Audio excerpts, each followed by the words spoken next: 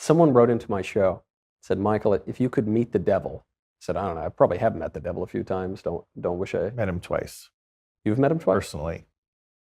How'd that go? Not well the first time, because I wasn't even a seminarian. I was discerning. I just came out of my life of sin.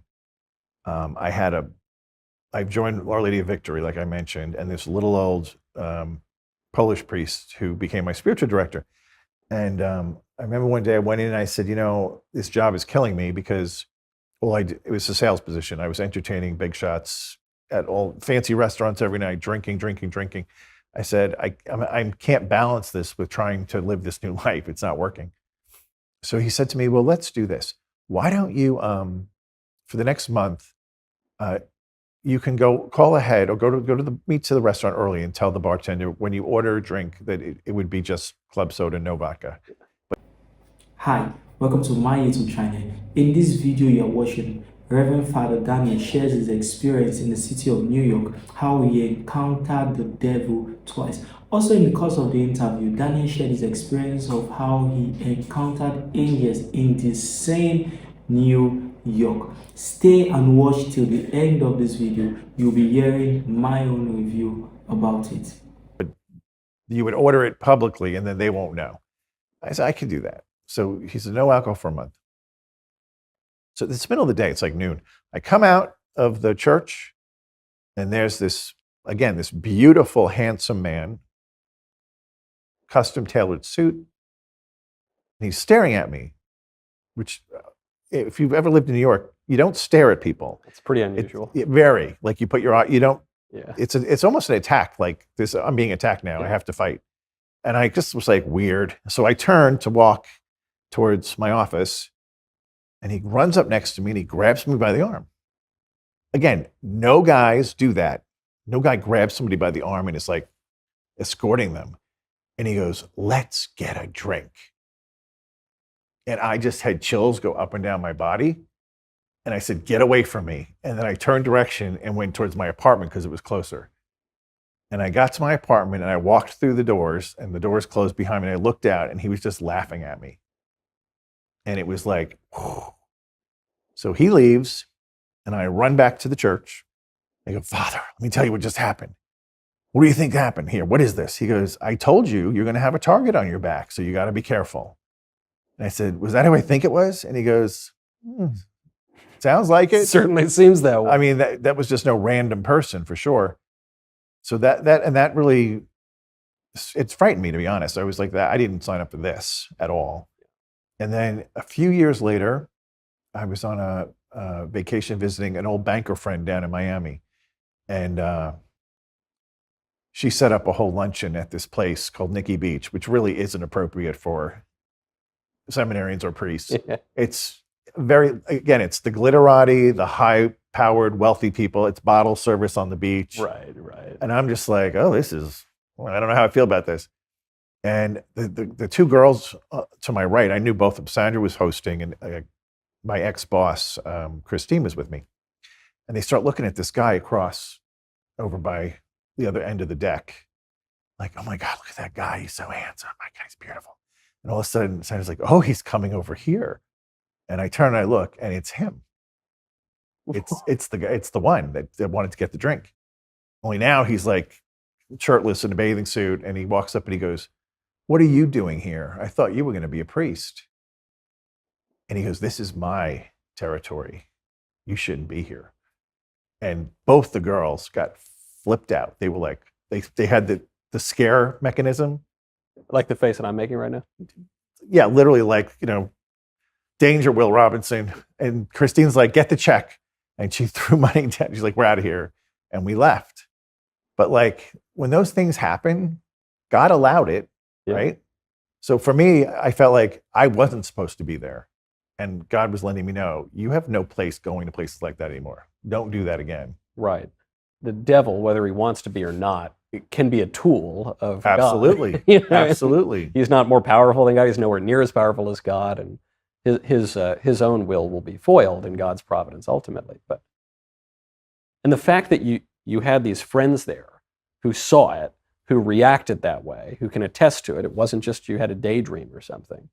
No, they were visibly shaken. And to this day, they talk about it and they get spooked just talking about it. I don't know. When I say maybe I've met the devil, I mean, I've engaged in all sorts of sins. I don't know that I've ever actually met the devil, but I'm pretty convinced I've met angels. I'm quite convinced of that. And also in New York, there's a lot. New York is a spiritually rich place, I guess. But improbable kinds of meetings. Again, in New York, strangers don't come up to you. They don't look at you. They don't. Striking up conversations in the strangest of places. I mean, I sometimes fear when I tell these stories that it's like when you wake up and you tell your wife about the dream you just had, and she goes back to sleep before you get the first sentence out because it's so boring. It's very interesting to the people who have the experiences, but unless they're as shocking as your two with the old devil. But when those experiences happen, you meet someone, they strike up a conversation. There was one guy. All right, I'll get into it. There was one guy. I was really down in the dumps. I was working in politics and show business, as I guess I still am. But I was just right out of college. I was back in this reversion moment. It was really spiritually rich. There was a lot of temptation and sin, and there was a lot of shocking grace and kind of numinous experience. But I was kind of down in the dumps because I'm not doing great in my career. I just got out of school. I went from being the big man on campus to being some nobody guy in New York. And I'm on the subway, on the 6 train. Mm-hmm. And I forget exactly which direction it was, but it was either I got on, or either this happened at 28th Street going uptown or 33rd Street going downtown. Okay. And I'm on the train, and this kind of funny-looking black guy and this lady walk onto the train, and they're clearly together. They go, she's standing over here, and then this guy sits down right next to me, and I'm just trying to read my Kindle. So he's just looking at me. Says, "Hey, who are you?" It's like, "Huh? Oh, I'm Michael." He was like, "Oh, my name's Michael too. Oh. We're angels." And I said, I had just come back into believing in God and the church and everything. I said, "Oh, yeah, how about that?" He goes, "So what do you do?" I said, "Oh, I work in politics and show business," or so, essentially unemployed. That's not the. I said, "No, I'm not doing very much." Yeah. Said, "Oh, don't worry about that. You'll be great." Train comes to a stop. He stands up, walks off the train. Doesn't even look at the woman he walked on the train with. And the thing that's so weird about this, and you will know this as a New Yorker, is on that train, 28th Street to 33rd Street, it's 5 blocks. Yeah. Nobody in New York is going to take the subway to go from 28th Street to 33rd Street or 33rd Street to 28th Street. Nobody's going to take the 6th train to go 5 blocks. You would take it to go 33rd Street to Brooklyn Bridge. Yeah. You would take it to, but no, that's one of the shortest intervals, probably maybe the shortest in the New York City subways. No one's doing that. And I thought, look, it's such a minor trivial, but I can't. It's a good point, though. I couldn't explain it. And then I just thought, well, what does that mean? What does that mean? What am I supposed to take from that? A little support. That's what I took from it. All I thought was just God saying, A little shot. "Hey, in the arm. I'm here, It's just sort of like, "Hey, buddy, boo, Yeah. I'll tell you something, though, about people who believe and people who don't believe. I think if you go through life when these little things happen, believing, for the most part, believe everything, right? Yeah. What's the harm? Is it going to harm you? No. But it actually makes you live a more uplifted, happy life than somebody who goes through the whole life believing nothing. Because that's a horrible way to live, to believe nothing is happening.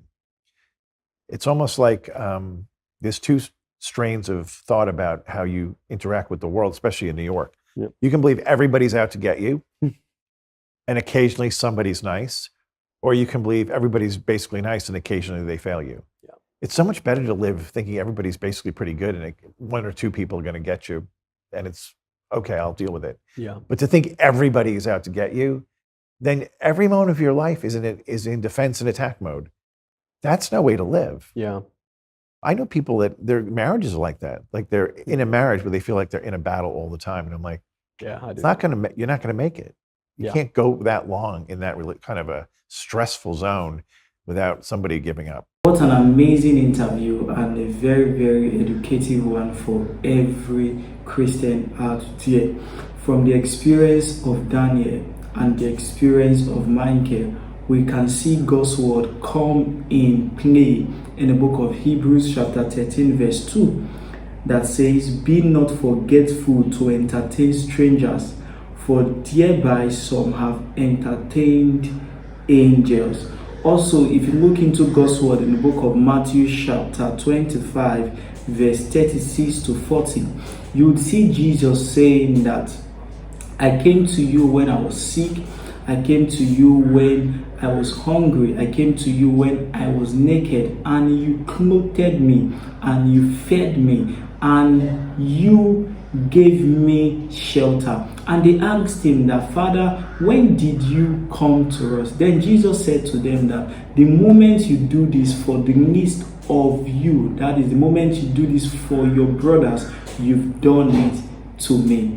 So this gives us an understanding that we should be mindful of how we treat people.